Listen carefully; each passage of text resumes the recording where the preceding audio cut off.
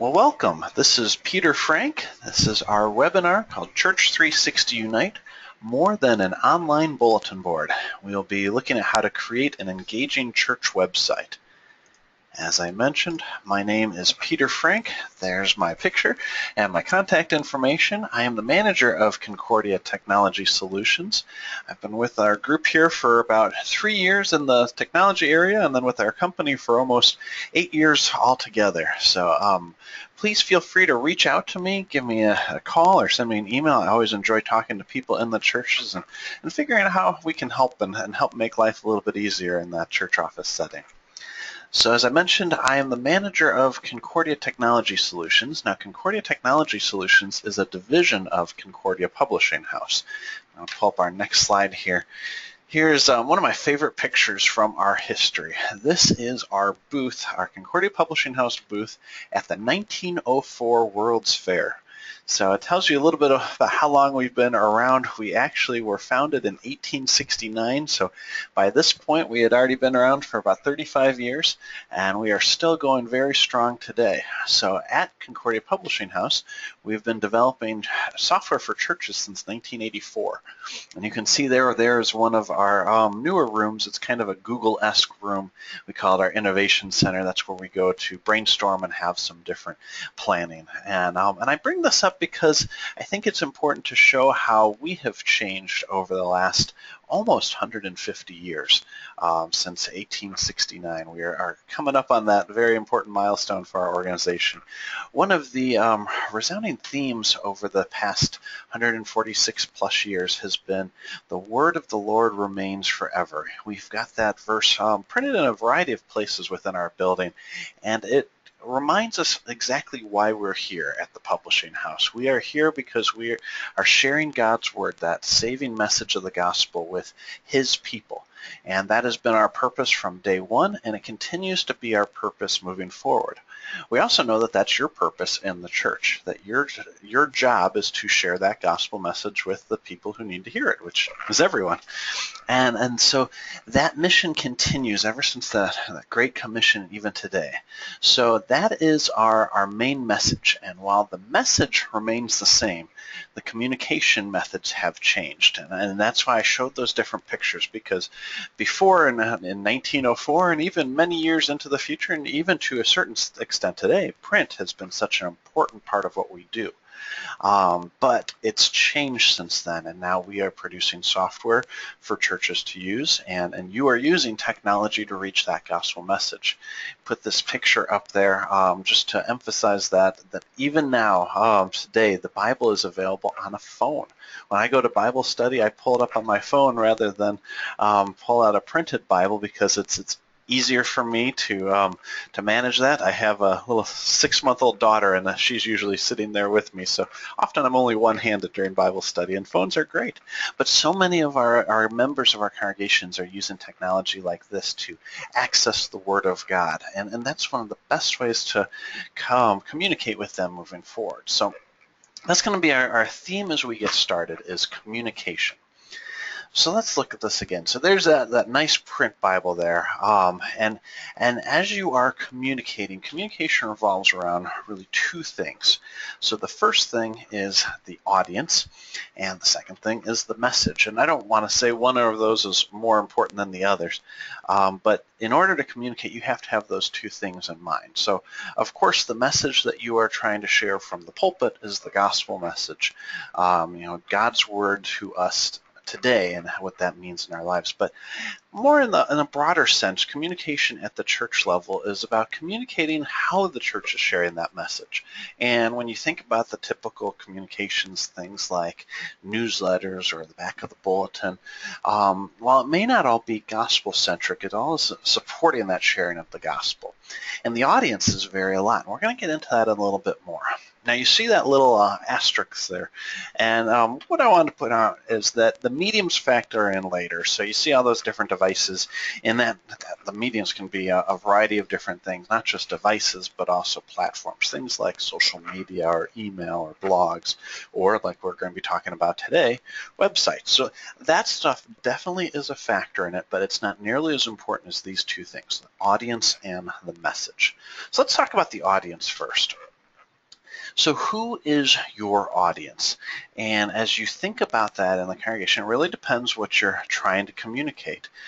So whenever you go about communicating, first ask who is your audience, then say, why are you communicating? So what is the purpose behind that communication? And then lastly, what do you want them to do? What do you want your audience to do with that information that you're communicating? So to summarize, the who, why, and what of communication must be decided before the when and where. So I want that to kind of sink in for a second. That's going to be something that we talk about the rest of this presentation and show why the who, why, and what are so much more important than anything else in terms of the where and the when. But once you have those decided, then you can focus on how to apply the where and the when, and that's what we'll be looking at today. So let's kind of go off of the title of our webinar here. So does this look familiar?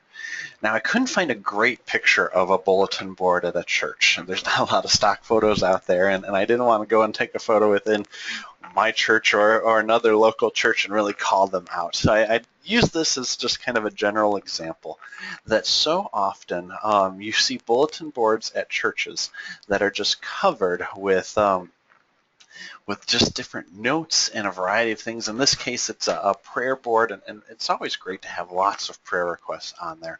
But I think one of the things I want to point out with this image is that it's just a little bit cluttered and hard to really read. So why bulletin boards are not effective? There are three things. Well, first off, the audience is everyone.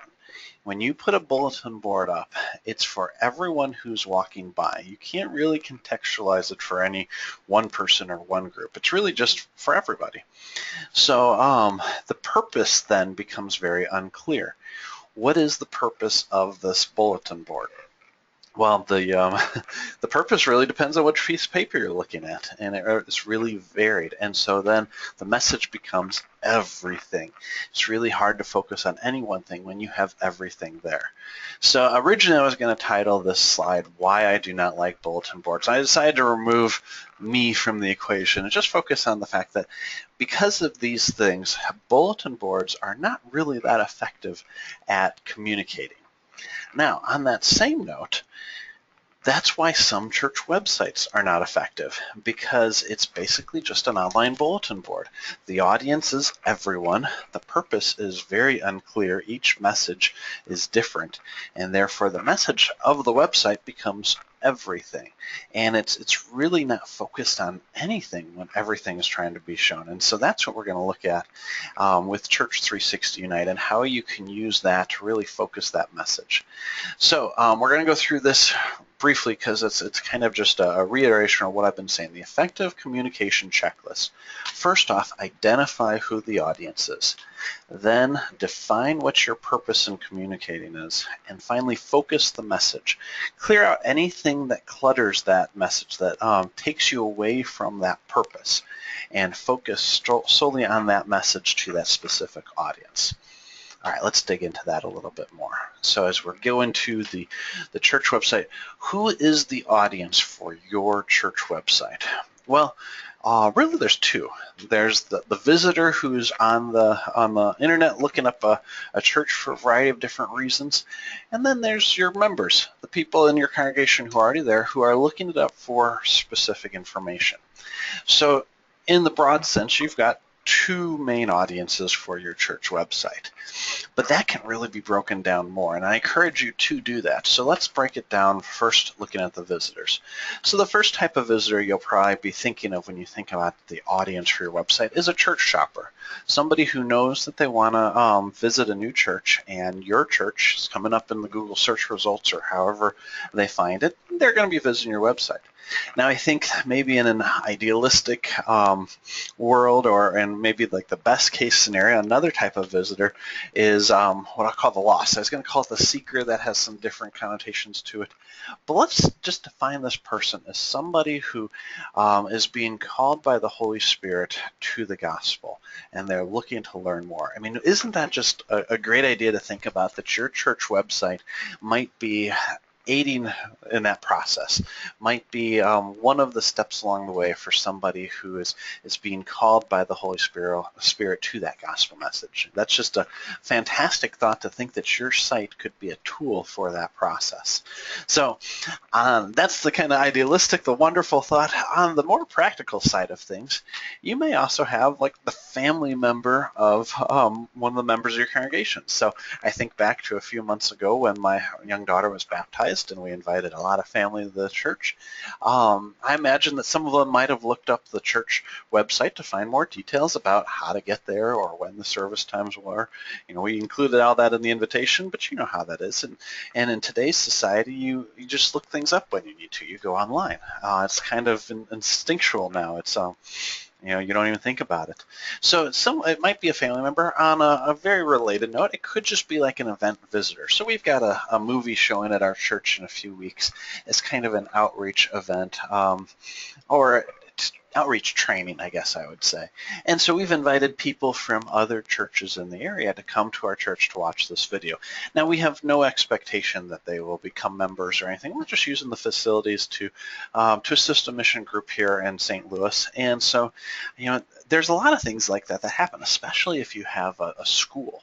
So you're going to have people who are attending sports games or open houses, graduations, all that stuff. They're not necessarily coming to look for attending your worship service, but they're coming to your site for a very specific purpose. And so as you think about these, that breaking down visitors, you've got a lot of different purposes, a lot of different audiences right there.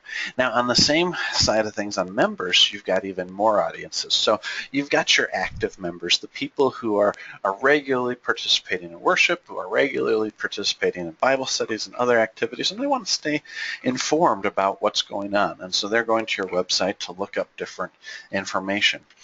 On the same side of things, the staff will probably be going to your website. I know a large number of churches use the church website as the homepage, and it's not just because it's a convenient homepage for when you open your browser.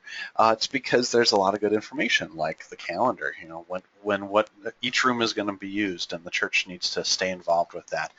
Especially in some larger congregations, it's hard to keep track of everything and keep everybody well informed, and so the website's a good place for that. You may have ministry leaders as well logging in, going to your website to find that same kind of information that the staff is, but it's because they're not there day in and day out like the staff is and may not have as much information. So you may have confirmation students or students at the school who are there, maybe their parents who are there looking at class times and any changes in confirmation or the above. And lastly, which I think is a great opportunity, it hasn't been as strong of an opportunity in the past, but is the homebound members of your congregation. And I say that it hasn't been as much of an opportunity in the past, not so because the technology wasn't there, but because the audience wasn't there yet.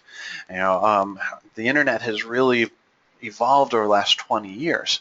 Well, 20 years ago, any of those who were shut-ins and maybe older in age may not have been familiar with computers, but now a lot of them are, and I know that the older demographics are actively involved online and email and social media, and it's a great place for them to stay engaged with your church, even after they are no longer physically able to attend.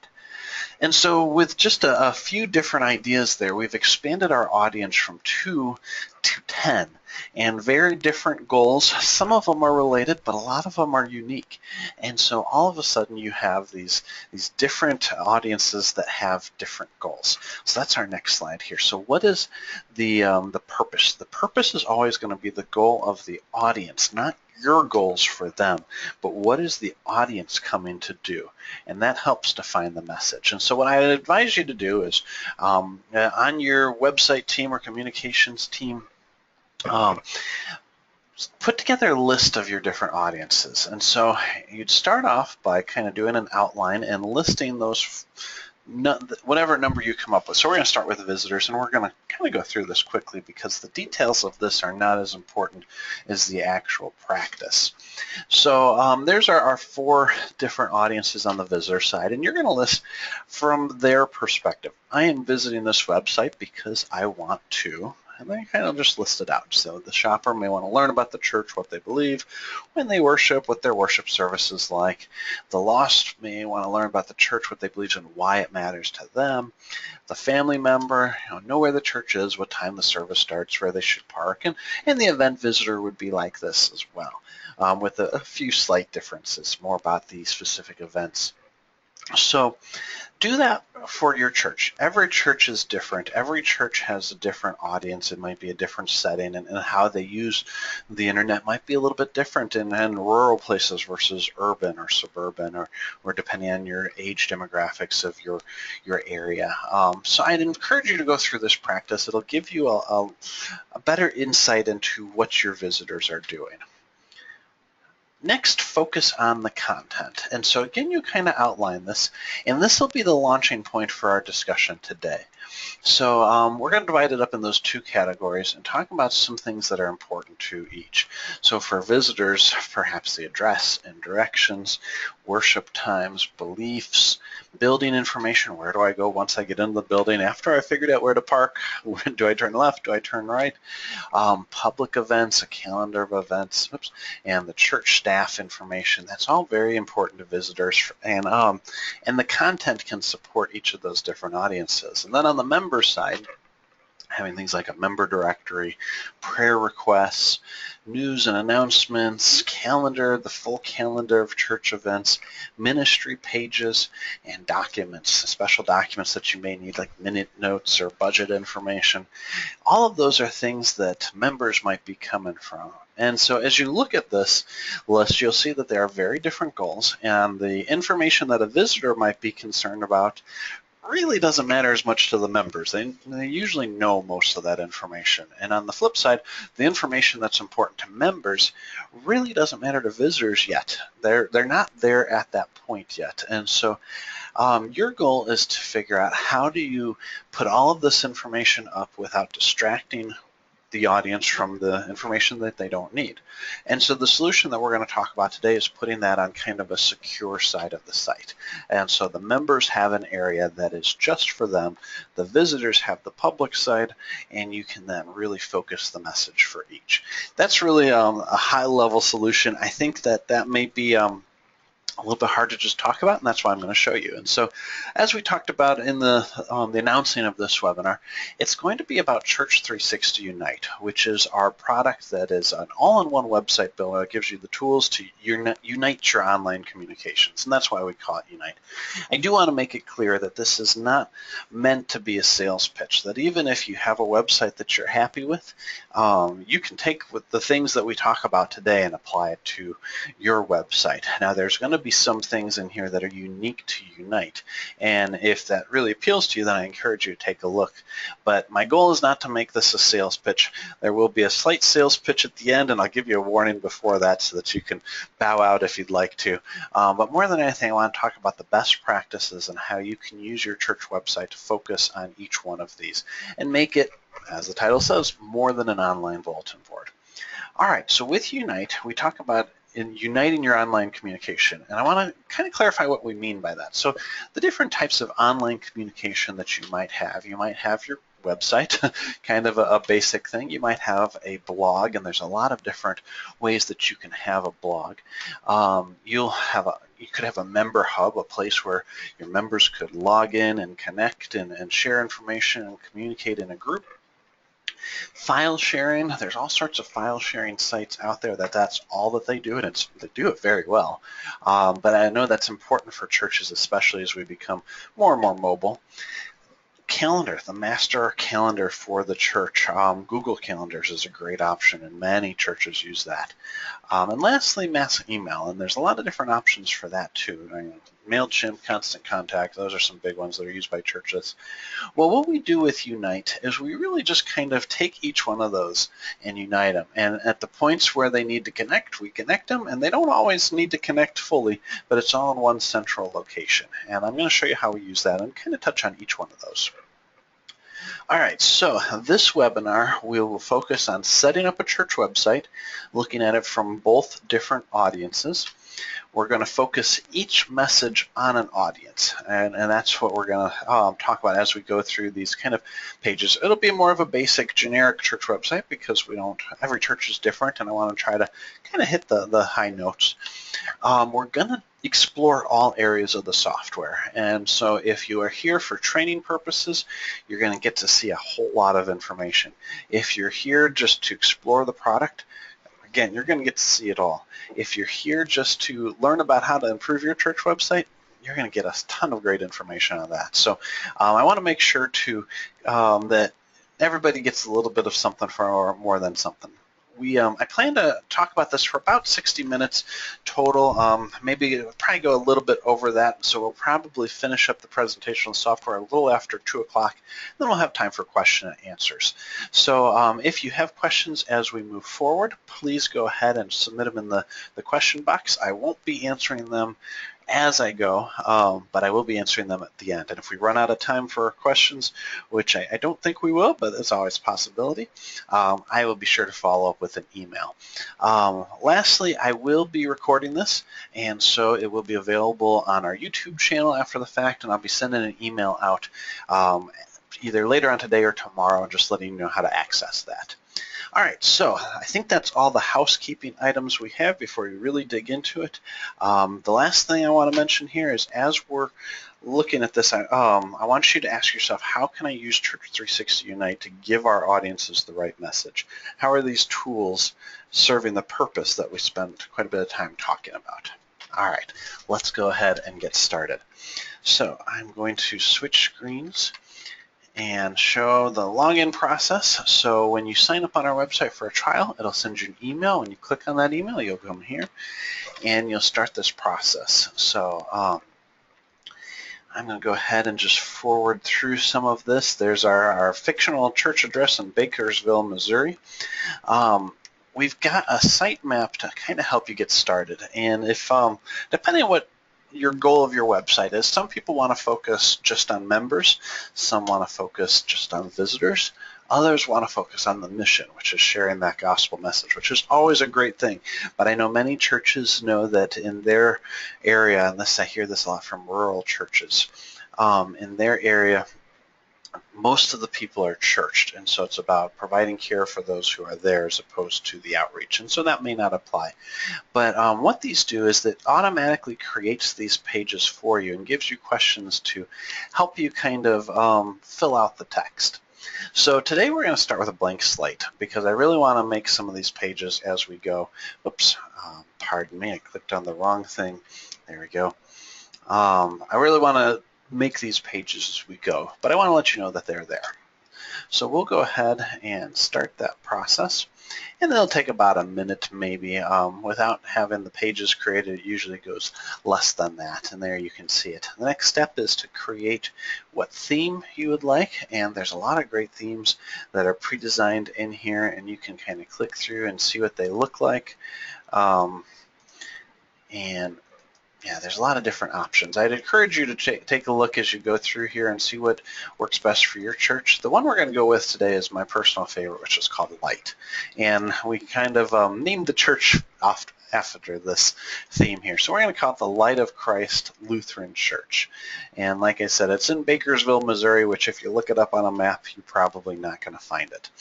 So Light of Christ Lutheran Church in Bakersville, Missouri. You can see here that we are signed in by the fact that we have these tools up here at the top.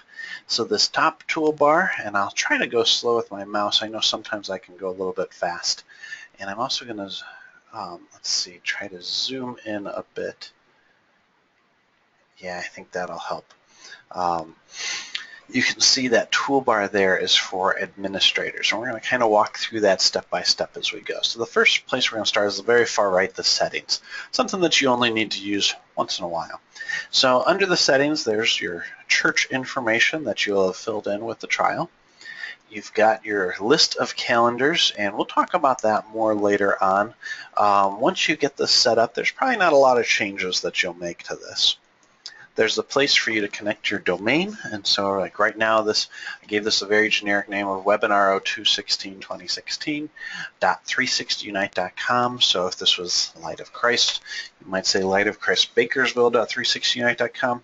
That's a little bit of a mouthful. And so if you want to go with one of the domains, which are www.lightofchrist.org or something like that, we allow you to quickly and easily tie it in here and give you the instructions that you need with your domain provider. And we have a support team to help with that too. But that's there. Google Analytics is a fantastic tool. It's a free tool offered by Google that helps you track all of your visitor information on your website. And I encourage you to look at that if you haven't already. We don't have built-in analytics to Church 360 Unite because Google does it so well. And with so much focus on search engine optimization and really making sure that you show up in the top of Google search results, it's best to use the tools that Google provides so that you can take advantage of some of the information it shares that it's looking at. So I highly recommend that you use that. That's what we use to analyze our information here at Concordia Technology Solutions, and it's really easy to get started. You just click that button, enter in your account number. There's a few setup things that you have to do with Google Analytics, but it's real easy to go, real easy to do. Integration, this last one on here, if you use Shepherd Staff, our church management software, you can actually sync your membership data from Shepherd Staff with Church 360 Unite. And that may not make a lot of sense right now, but as we get into it, I'll kind of highlight that in here, but that's where you'd go to get that integration information.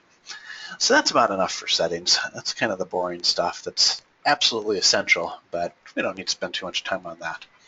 Move into themes. These are the same 10 themes that you saw before as we were getting it set up. You can change themes at any time. We don't charge any extra for it. It's a free change. You can also clone these themes, kind of do a save as, and build your own from there. And we've got many churches that do that. If you are familiar with the Lutheran Women's Missionary League, their website is built on Church 360 Unite, and they have a complete custom theme. And so like many of the website providers out there, we provide the access to build your own theme if you have the skill set. And if you don't, you can use one of our themes.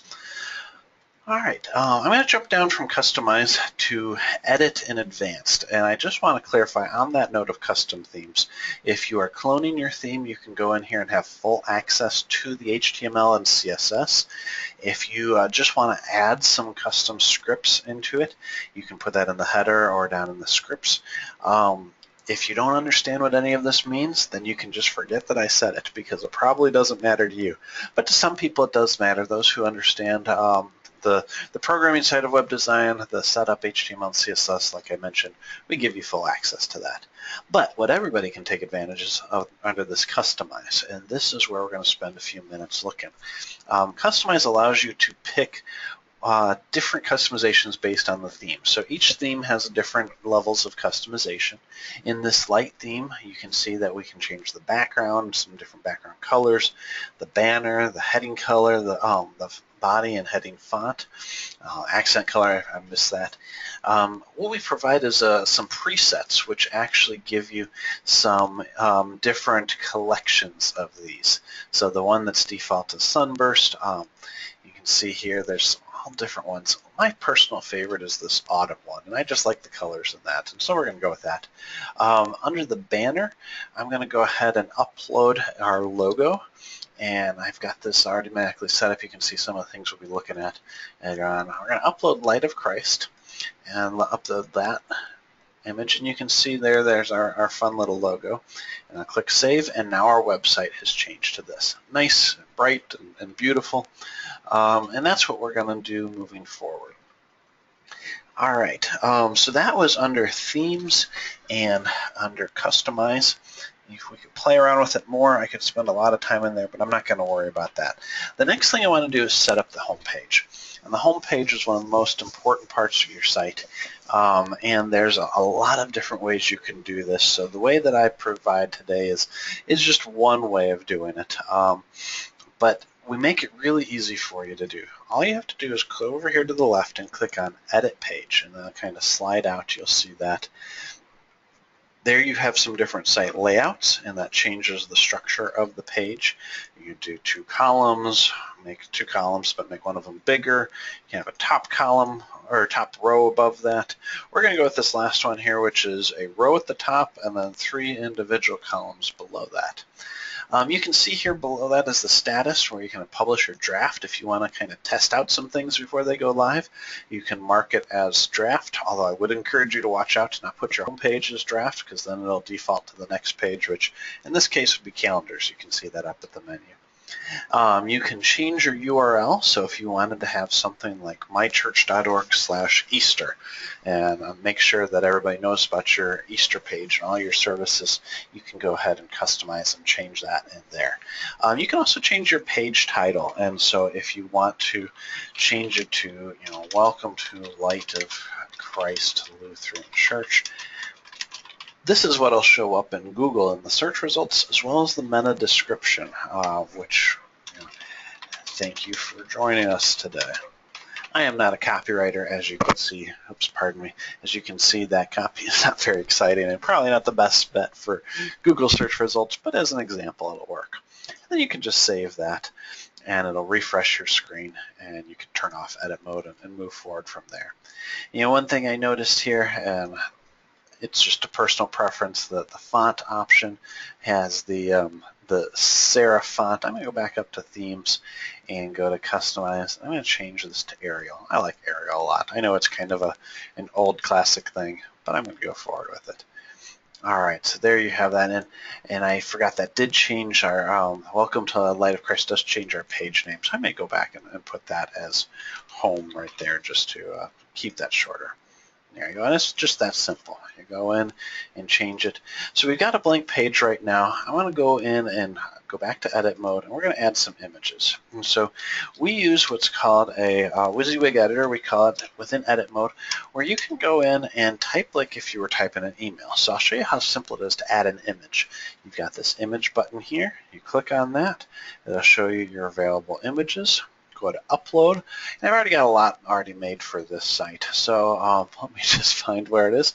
Here we go. We're going to advertise our most recent Bible study, the Gospel of Mark, and hit sign up. Just drop that in. We've got some images over here that we're going to do, so I'm going to put one of my smaller ones. Let's say Get Involved. Show the guy with the pink hand, shows that kind of service orientedness.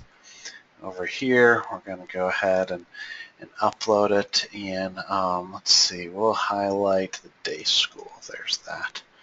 We'll upload it there, and then here we'll go ahead and upload the picture and do Give Online. That's a big reason that a lot of churches are getting better at web design, because so many of the younger generation prefers to donate online. They don't carry checkbooks anymore, and so you need to have a good and professional website to kind of build that confidence that where I donate my money it's a good place to donate.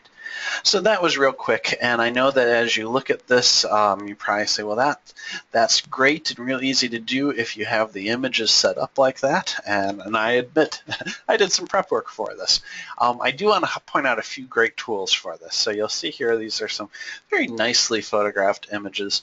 We utilize a site, and let me switch over to my other tab. We utilize a site called Lightstock.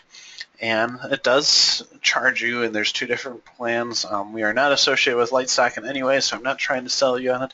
I'm just giving full disclosure where my images came from. And then I created them using a place called Canva.com. Many of you, if you've done any kind of online images before, you may be familiar with Canva. I got this funny little background thing there. I'm not sure that is. Canva is a free service that allows you to do a lot of great graphic design, and the way they make their money is by charging you for some of their stock photography. It's usually $1 each. Again, we're not associated with them. I just want to do full disclosure of where I got my images and tell you, you don't need a graphic designer to have some nice looking images.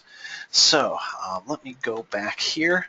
So we've put those in. At this point, they're just images. We haven't made them links yet because we don't really have any other pages. But we're going to get to that in just a second. So I'll go ahead and hit save, and then I'll close my edit mode, and that's what my site's looking like. All right, let's add some pages to the mix. So up here in the top left under pages, you'll see this is our site navigation, and it's pretty empty right now. We've got a home page, a calendar, and a members. Well, that's because those are, the home page is required. You have to have a home page for your website. The calendar members are some custom pages that you cannot recreate or delete. They're just in there, and so we've provided those. But we started from scratch. We went with that blank site template. Over here to the far right, you'll see two buttons. There's Add Category and Add Page. And the category is to allow drop-downs and have different pages within them. And then the pages are what you'd expect would be pages. So let's take a look at a few different categories. So I've got this kind of planned out. The first category that we're going to do, I'm going to call I'm New. And that's great for visitors. If you're visiting a church website, that's one of the first things you look at and say, can I find information for those who are new? I think that's something that every church website should have. Next up, we're going to do About Us. So the first one, I'm New, that's about the person. About Us is about the church. We're going to do another one called Connect.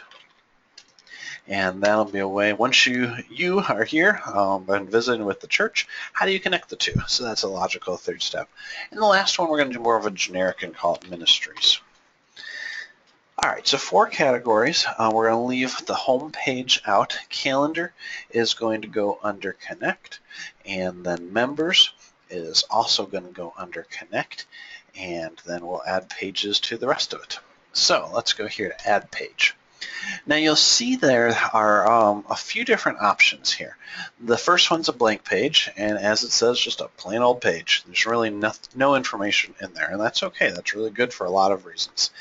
The next one is called a feed page. The description says you can use this for blogs. We're probably not doing it justice. You can use it for a lot more than blogs, and we'll look at a few of those examples. And then this last one is a group, and this is like a site within a site. So groups are for any kind of ministries with multiple people where you want to give them a presence on your site. And so we'll look at that. Below that, you can have some things where it's a predefined page, and it'll give you some descriptions. And what this does is it's not predefined in that it's already ready-made, but it's predefined in that the name's already tied in there, and there's some great questions as you click on it and look at it. So the first thing we'll look at, here's worship times. Let's go ahead and create a page called worship times.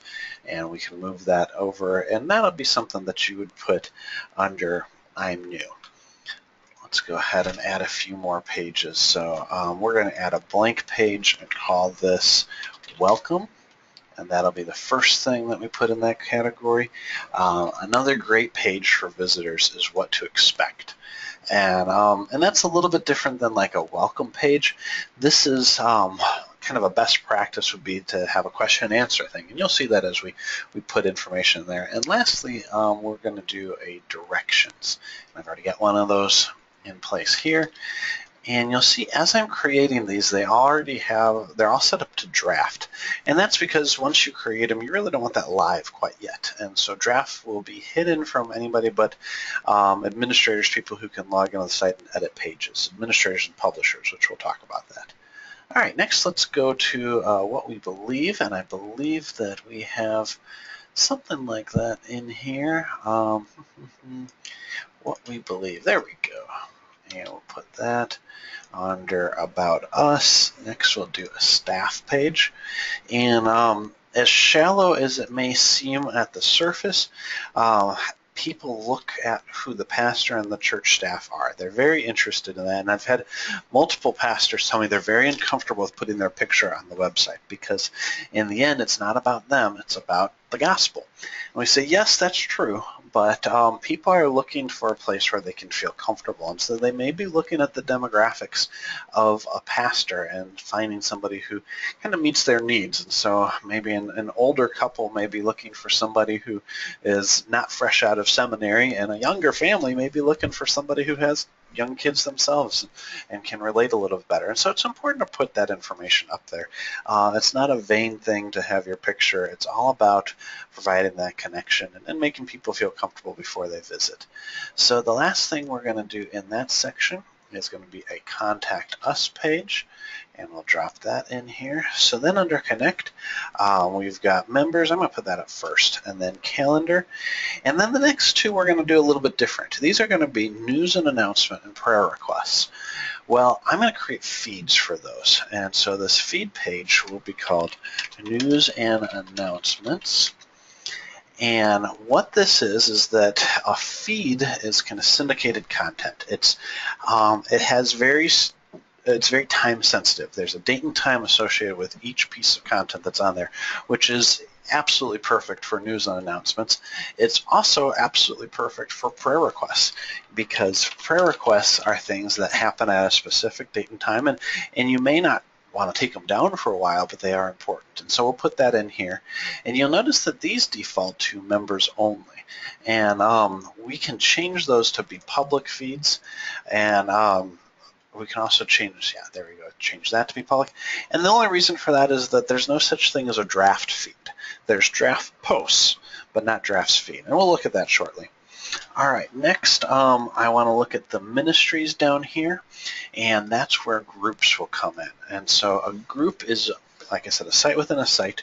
We're going to do a few different groups here. So we're going to call this Children's Ministry, and we're going to call it Youth Group. Let's build a couple more. Call it Men's Ministry. Oops, let me type that right. Do a Women's Ministry. And I do these as a lot of examples just to get you thinking about who in your church may need that. And so maybe you don't have a men's ministry, maybe you have a men's Bible study, and it's essentially the same thing. Call it whatever you need to call it. It's based on your church. And so we'll do music ministry last. And we'll go ahead, and I always have a little trouble with these last ones because it kind of drops down. So I want to bring that up here and connect. And we're going to do youth group next, and women's ministry. Oops. And I'll drag it out this way. And then put the men's ministry and that. And we'll just, then we can move that around. There we go. And that's kind of exactly how I want it. So I'm going to go ahead and save that and close this. And now you can see we've got a great site navigation up there at the top. And that's how easy it is to set that up. Now let's go back to pages because I want to show a few different things here. Groups by default are set to members only. You can change it to public, but it won't do it there. The public settings are set in the group, and we're going to look at that in a little bit more detail. I'm going to go ahead, that's right, members pages are by default and only ever members only. So your church directory can be on your website, but it can't be public because you don't want that information just readily accessible by anyone. So for the purpose of demonstration, I'm going to go ahead and make all of these published, and that way you can see how it works. There we go. But the reason we default it to draft is so that it's not readily available as soon as you set it up. So if somebody's watching your site, if you're not ready for them to see it, they won't see it yet. All right, let's dig into some of these pages. So first off, let's take a look at these images here. So we talked about how they're just images right now. It's really easy to set those up as images. Maybe you want to link it to something. So let's say under the Gospel of Mark, you click on here and say, I want to link this to a page or feed in my site. You can see all of these different things that you have there. And probably a bad example because we don't have anything that ties directly to that, but let's just say it goes to the men's ministry. We'll click OK there. That's all you have to do to link it. You don't have to do too much more than what you would do to put a link in an email. It's that simple. Let's dig into some of these other pages. So up here under the welcome page, you see by default puts in that title of welcome.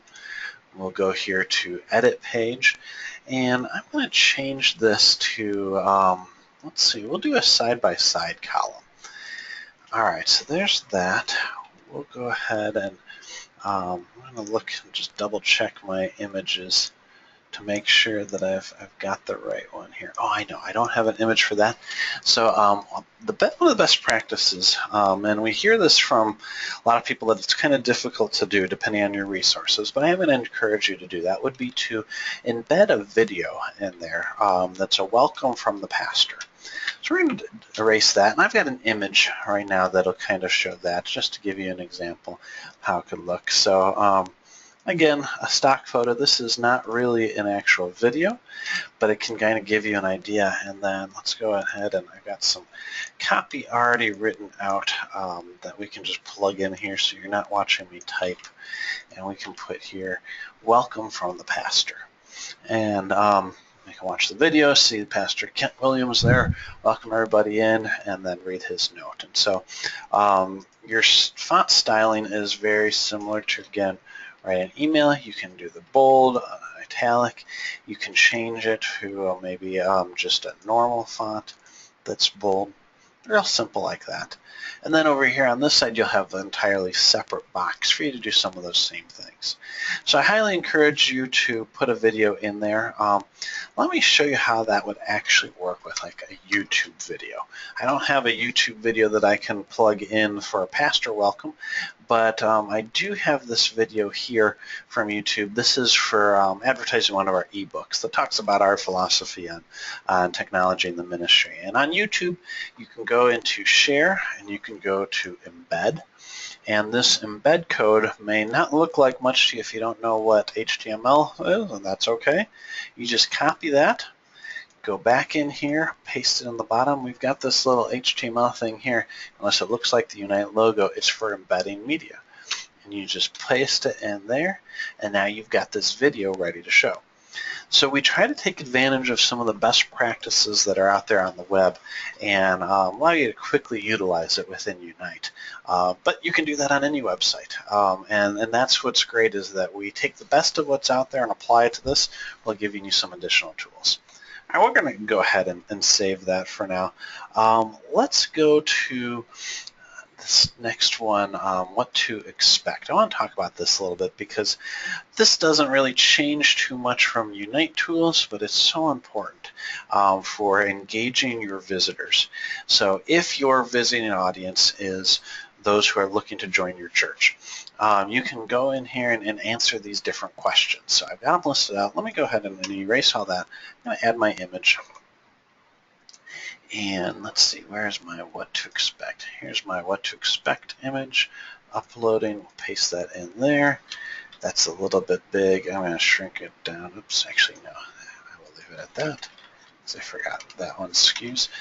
And then I'll put in my what to expect. So I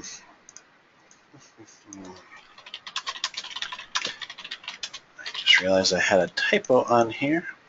Go ahead and paste this in. So you've got all these different questions. So what to expect at Light of Christ Lutheran Church? And you can answer these questions in that way. What's the service like? What's the music like? What's the dress code? Will I be asked to say anything?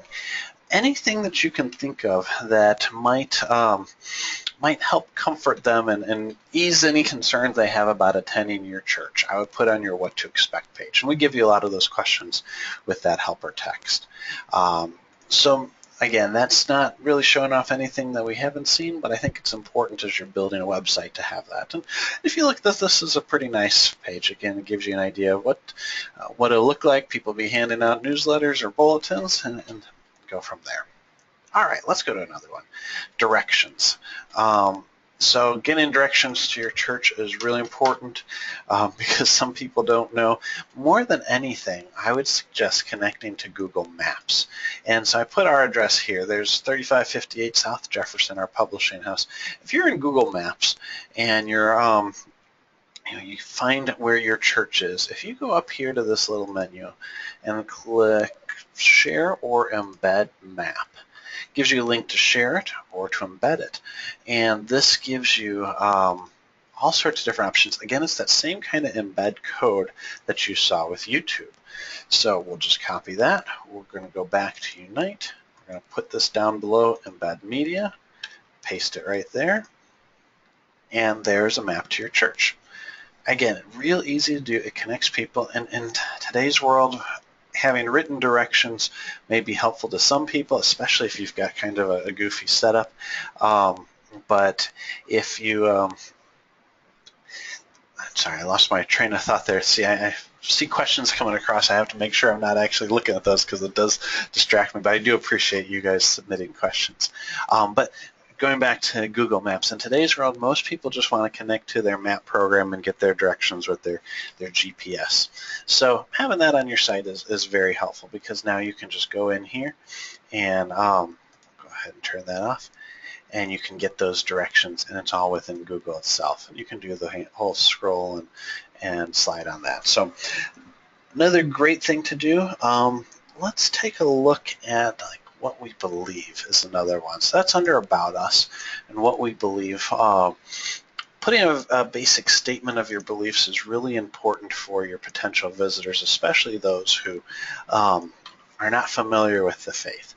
So we'll go ahead and paste that in here.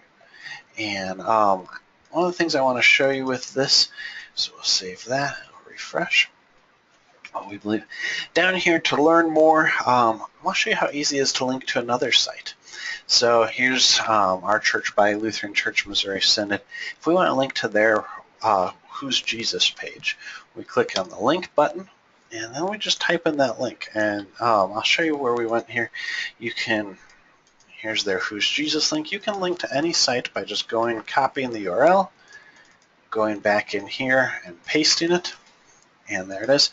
You can have it open in a new window so that they don't actually close your site. They just open to the new site and click OK, and it's right there. So I know I'm going through this a little bit quickly. I want to make sure you can see how easy it is to do. I don't want to spend too much more time on any of that because there's some great additional details. So that's just some basic information that you can do for a visitor. So what I'm going to do right now is I'm going to go ahead and sign out, and I'm going to show you something. So I've signed out. This is what the site looks like. You can see here is our map up, our site map up at the top.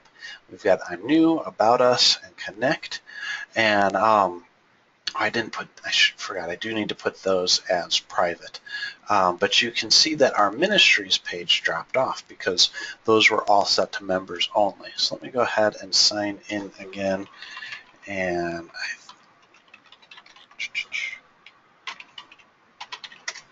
make sure I get my password. There we go. And now they're back in because I've signed in.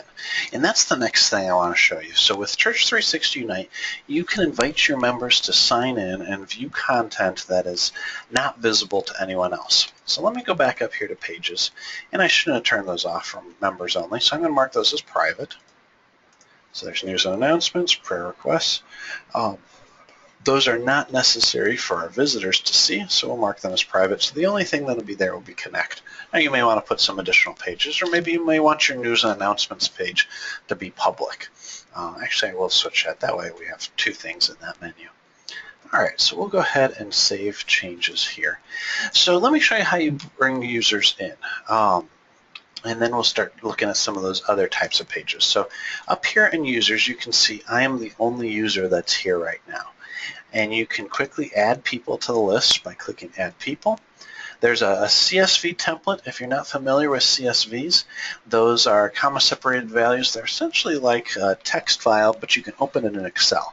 So that's what I'm going to do. I'm going to import a CSV, and I've got that already in place, Light of Christ Contacts.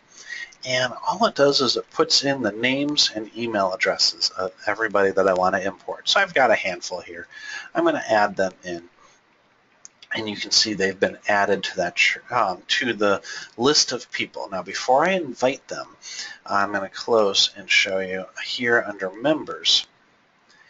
Now I've got them added to the member directory. And so if somebody wanted to find Rebecca Owens, they could go here and look for Rebecca and see her information.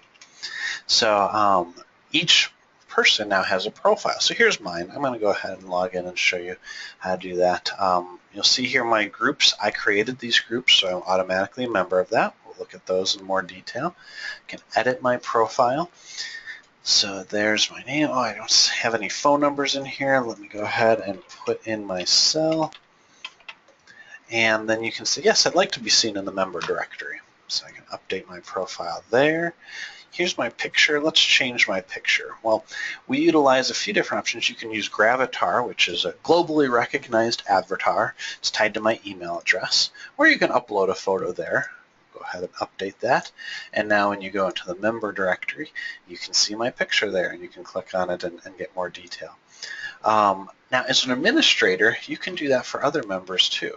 So let's say Rosa Henry never signs in, but you do want to show her picture. When you click on this, you can go ahead and choose a picture. Here we go, Rosa Henry. We'll update it, and there we go. And now Rosa's picture is in there too. And so you can add those in, and that's really helpful when you get into groups as well. But one of the key things with this is to allow your members to log in. They can update their contact records, so you don't always have to be maintaining that for them. And I think that's a real time saver for congregations, where people can log in, change their phone number, change their email address if needed, and not have to worry about the church office doing that. All right, let's go back to users. So you see here that all of these are members of the congregation, but they're not users yet. They're not invited to log in.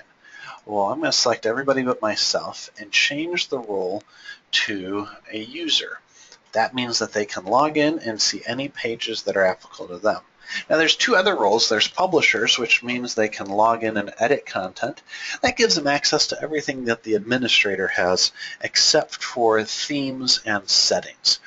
And then lastly is the administrator, which can do everything, including themes and settings. We're going to mark these as users right now. We'll go ahead and update that. And you can see now that their roles have changed to user. They're invited less than a minute ago. If they've signed in, you can see when they last signed in. If you need to re-invite them, you can re-invite them here. You can also mark them as like unlisted. So let's say Judith Hobson doesn't want to be listed in the church directory. You can mark her as unlisted, and she won't be in there as soon as you refresh. Yep, Judith Hobson is no longer in there. And so it's a great way to manage your member information. All right, next up I want to talk about feeds. Now feeds, you'll remember, we set up news and announcements and prayer requests. Let's go to news and announcements. So there's no post yet for this feed. Well, feeds are essentially blogs. They allow you to have an RSS feed, which means people can follow along with different RSS readers. There's a lot of great uses with RSS readers. You can embed them into different pages and show kind of running tally of posts, all sorts of fun stuff. Can't get into all of that today as much as I would love to, but let me just show you how simple it is to add a post. So this is our news and announcement post. We're going to talk about 2016 Family Lenten Series. One of the last webinars I did, we focused a lot on that. And if you want to see information on that whole campaign, you can go to our YouTube channel, but we're just going to copy and paste a little bit of this. And you can see there's the title, there's the post. You have the WYSIWYG editor just like on a page. Click Create, and it creates it as a draft. So then you can click on it and see all the different details. So there's the URL, the title, the meta description. You can change when it was posted at. So let's say you really wanted to say that it was posted at 2 o'clock or at 3 o'clock. There you go, 2 o'clock. You can even switch feeds if you accidentally posted on the wrong one. And then you can just do published here. So we'll go ahead and save that. All right, well, there is our post. It's that simple. So when you go here to news and announcements, you can see that I have that post there. Now let's say you have a lot of them. On that individual feed, you can go in here and say, I only want to show, 3 posts at a time. Or maybe you want to show 10 at a time, but not show the post content and just hide that. You can click Save, and you can see then it just looks like that. You can also allow comments and choose whether or not to moderate comments. What I mean by that is when you click on the individual post, you can see here now I can add comments. And if you want to moderate comments, that means that they go up here into this comment section before they ever show up, and somebody has to approve them. So a few little things that I know I went through very quickly on there, but there's some great opportunities. Now I'm going to do one more thing real quick before we go, prayer requests. Now you see that's a members only thing. So if you want to share your prayer requests with members without it being public, you could put that here. So a prayer request could be for John Smith and then surgery. Oops. And my spelling is atrocious. I feel like that's not right. Anyways, John is in the hospital for a bypass. And you could just put that there and then mark that as saying that's published, and it was published at this date and time, and people can follow up with their comments. You can follow up with comments about the status of John and how he's doing, and it can all be within the privacy of your church website where only those who are logged in. So think about the things you would put in the bulletin that you may not want to publish publicly but are still able to be seen by the congregation as a whole. You could do that as prayer requests. All right, next let's go to the calendar, and we're going to talk about this in a couple different lights. So we have the Master Church calendar here, where you can have you can easily create a new event, and say here that you have not set up calendars yet. Well, let's go ahead and set up calendars. So up here in the settings under calendars, I mentioned that before. So you have these different calendars that are available. Now you'll notice, if you're paying close attention, the list grew since the last time I was on this page because it has group calendars in there. There's the children's ministry, the men's ministry, the music ministry. You have all these different calendars available, and you can change their color. You can change who they're visible to. So let's go here to worship. Well, we want everyone to be able to view the worship calendar, so we just change it to everyone. And we want to make that worship calendar purple to really stand out. And then let's say fellowship opportunities. We also want everybody to see. Fellowship's a great time for people from the community to join us. Let's make that a nice bright orange. All right, so we have those, and now we have two calendars that can be visible. I did want to point out that you can also include events from your Google Calendar. I mentioned that before. If you're utilizing Google Calendars, you can import a read-only view of that Google Calendar. Now, it'll stay completely up to date. It'll constantly sync. It will not allow you to edit those events in Unite. You're managing your calendar from Google, but at least it's still displaying on your website. And you can do it in addition to all these other calendars. So let's say you want just the worship calendar in Google Calendars, but you want your group calendars in Unite. You can merge those two. So it's not a one or the other thing. All right, well, we've got those two calendars. Let's go ahead and go back here and kind of refresh. And there's our calendar view. You can see here, you can drop down and see what calendars are available. There's our fellowship, our worship calendar, along with those different ministry calendars. We'll talk about those more in a minute. When you create a new event, let's just go and call this worship, and you put it under the worship event, and we'll say that is in the sanctuary. And we'll just say that started at the beginning of the year, except it's going to be on a Sunday, and it started at 8 o'clock a.m. and runs till 9 o'clock a.m. We'll say this event repeats, and it repeats every single week on Sunday, and there is no end. Now you can also say invite people. So it'll show you the list of people in your congregation. You can invite them to that. You could select all, you can select none, you can select just a couple. And then you can choose to remind people. So you can say, please remind them an hour before. May not be very helpful. Maybe you say, remind them a day before. So every Saturday people get an email that says, don't forget to attend worship on Sunday. Could be a nice reminder. May become a little bit much over time if you do it for Sunday worship, but for things like a monthly church council meeting, it could be really fantastic to have that reminder. Well, I'm gonna uninvite myself so I don't get all those reminders. We're gonna create that event. And now you can see here, for me personally, you can say, I'm going to this event or not. You can RSVP to that. Once I RSVP to it, then, let's see here. There you go, I'm going. You can change your reminders, and so you can say, actually, remind me 2 days before, and update that. All right, so let me go back to the calendar view now. And now you can see it on the calendar here. So there's all your different worship events. And I think the reason, even though I had it on, January 3rd, I didn't set it up quite right. Go back to edit this event. Because I had the schedule starting on February 16th. There we go. I was trying to figure out why that was. All right, we'll go ahead and update that event. All right, back to my calendar. Make sure that's all there. Yeah, there we go. So it started at the beginning of the year. So that's calendars, and that takes us into a nice segue into groups. So like I mentioned before, groups are sites within sites. Let's go to the men's ministry. I got a great example for how to utilize men's ministry. So here's our men's ministry group. There's a home page. There's a discussion board, which is kind of like a chat room, if you will, and you can post different types of announcements.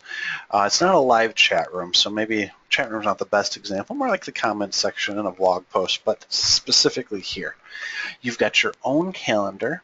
You've got your own members directory, and then you can have your own settings to the group.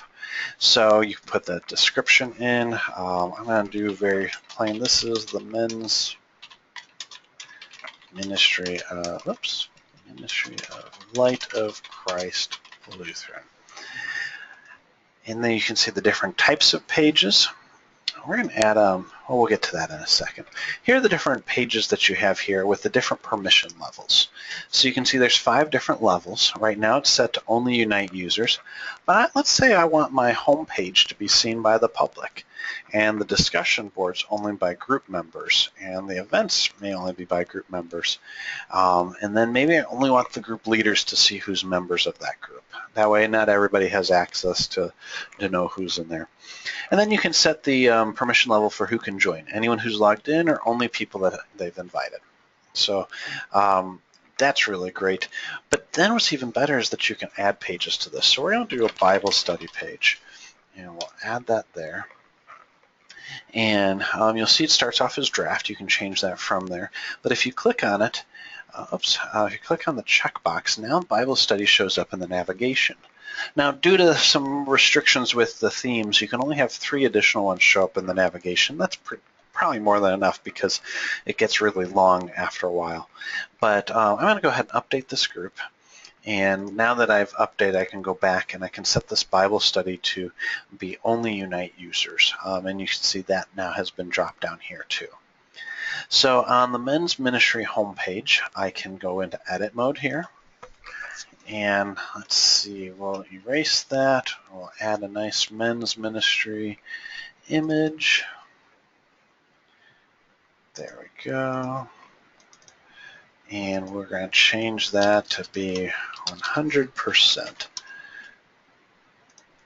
And there, that's scaled nicely. All right, so we'll hit save on that.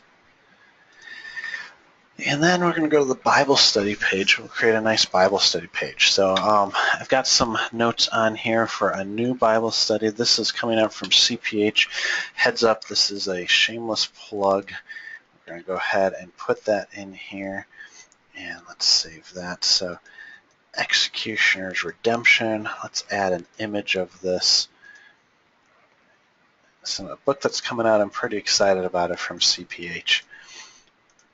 We're going to float that to the right. And then the reason I did this is I wanted to show you how to add a file to download. And if you think about your ministries, there's probably a lot of different reasons why you would have files. So think of meeting notes or schedules. I think about the Acolyte schedules and how many times I've seen Acolyte schedules on websites, and there's teenagers' names posted for the public to see. It's kind of a scary thought in today's age. I highly recommend those kind of things are behind a password on the site. But in a practical situation, here we're going to link this image, and we're going to link it to a file that users can download. And so we'll upload here, and I've got the preview of this book, so put that in. And now that image is linked to the PDF preview. So we're going to change this to published as well. Take it off edit mode. And now when you click on this link, it'll take you to the PDF preview. Pretty cool. That's a real simple way to show it. That's one of our more common questions because it's not as readily apparent. How do you add a file that users can download? Well, that's how you do it. Just add it as a link. Let's go to the event here, and I want to show one last thing. So we'll create a new event, and we're going to call this Executioner's Redemption Book Study. Executioner's Redemption, and this is going to be in the Fellowship Hall, and it's going to start this coming Saturday, and we're going to say it starts at 9:30 a.m. and goes to 11 o'clock, and it repeats every Saturday for a few weeks till the end of March, and then we can put that same kind of description in here and say I want to invite people in the group. Well, right now I'm the only one in the group. We could add more people and then give them a reminder an hour before. So we'll create the event.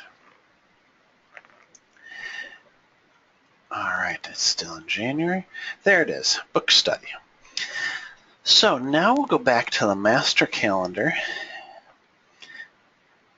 and you can see if we, still in January, there we go. There you can see, so if we take off men's ministry, that event is removed, we put it on. And so this is how your master church calendar can have all the different events without you having to manage all the events. So you give your ministry leaders access to that. And it creates this great communication channel where everybody knows they can go to the calendar to see what's happened at the church, but they also don't have to rely on the church office to always be the ones updating it.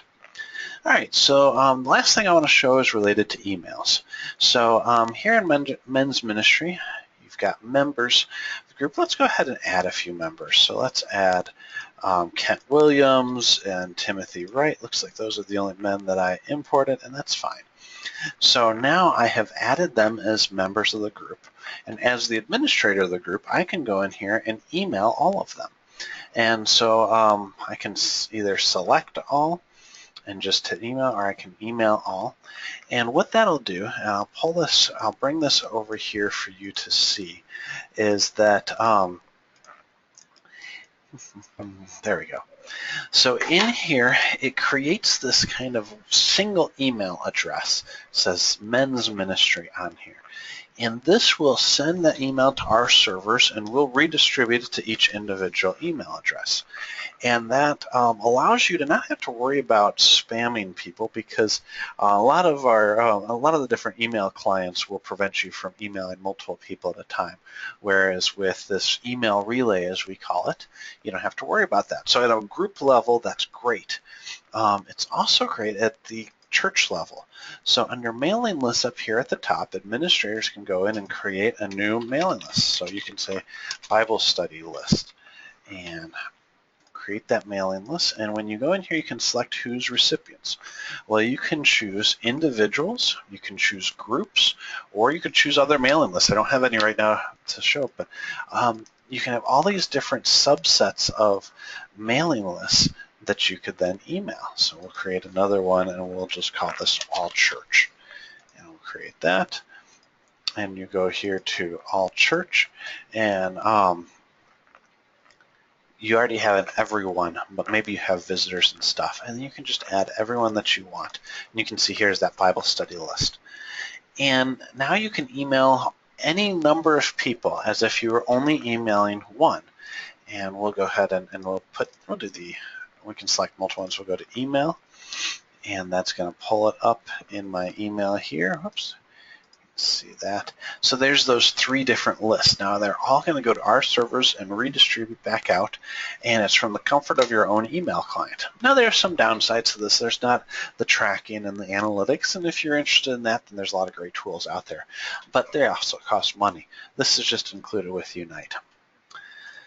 All right, well, I have gone through a lot. I've gone past my time. We're at 2:15 now, and so I'm going to pull the brakes on this and go back to my presentation real quick.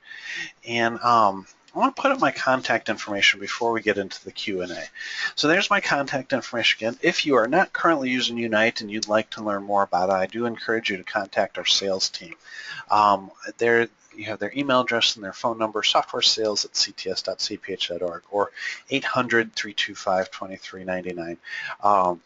Here's the sales pitch part of it. If you're interested in Unite, you can sign up for a free 30-day trial at 360unite.com. And that'll give you full access to everything for 30 days. We don't really restrict any features at all. The only thing we restrict is the number of administrators and the amount of files that you can upload. Lastly, if you are interested in buying, I would recommend that you look at buying before the end of February. We have a promotion going on for just under 2 weeks left where you can save $199, and we're waiving the startup fee that normally applies. So I would encourage you to do it before the end of the month if you're interested in moving forward. But that's all of the sales pitch that I'm going to give you. At this time, whoops, wrong one. I would like to, I'll keep this on the board for now until I go in and I put the, I look at some of the questions and we go in and explain some of them. But I do want to read through those questions now. So let's go in here. If you do have any more questions, please submit them at this time. All right, one of the first ones is from Daniel. It says, can WordPress themes be imported? Unfortunately, no. WordPress themes cannot be imported because they're written in an entirely different language and with a different platform. Now, the styles in those can be reapplied here and built from scratch within Unite, and a good web designer can do that. Let me go ahead and pull up lwml.org.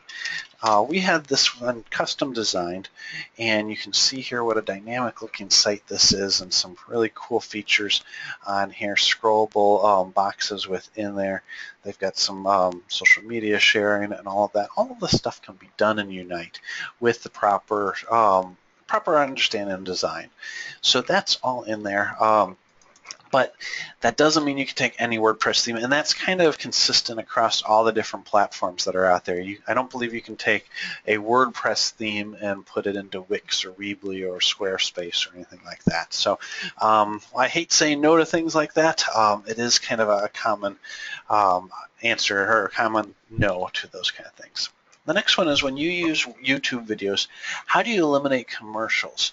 Can you post videos directly to the site without using a host site? Well, Eric, the first question, how do you eliminate commercials? Unfortunately, you can't when you're using YouTube. And so, like on our welcome page, if you watch this video, oops, that's a little bit too loud, sorry about that. If you go to the end, you'll see that there will be ads display. Now, thankfully, in this case, it's more of our own videos. I don't get to pick those videos, but YouTube picks it based on my viewing preference. You can tell where I spend my time on YouTube.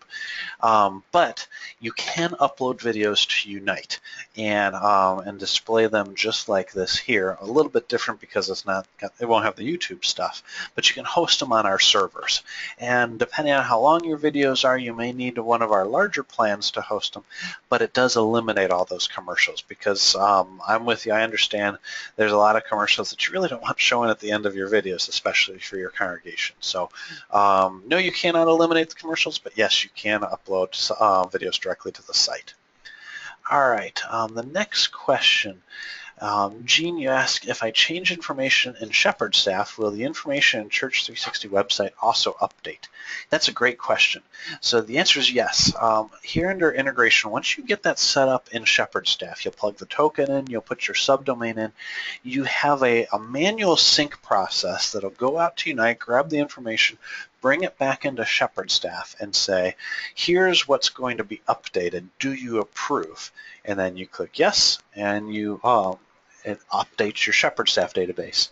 If you are wanting to send information from Shepherd Staff to Unite, you don't have that approval step because we've used Shepherd Staff as the master data. And so you click that sync button, it sends it up to Unite, and it's shared. If you have any questions about getting that set up, please contact our support team. They're really fantastic. And I'll give you the contact details there. You can go to concordiatechnology.org/support. Oops, actually, www.concordia. Forgot the redirects are. There you go. 800-346-6120. They can help you get that set up. Now, the next question is related to that. If someone logs in and changes address, etc., will that show up in Church 360 members? Yes, absolutely. And you can learn more about that on our website, too. But Church 360 Members is our online church management software, and it syncs with Church 360 Unite. They share that same data. So there is not an approval process for that, but there's an audit log that tracks whether or not the information is updated in Unite or in Members. But if you update in Members, it sends it right back to Unite, and if you update in Unite, it's there in Members. And there's really not much of a lag time. So it works out really well. So you can have your master database being that shared data, and members can update it. And again, like I said, with the audit log, you can see exactly what was done, and if you need to change something back, you have that capability. All right, great questions. Let's see, another one. Is there an admin approval process for someone who goes to the website and tries to sign up as a member, use Facebook to sign in? So that great question. I should have explained that in more detail. So under the users, it's an invite-only process.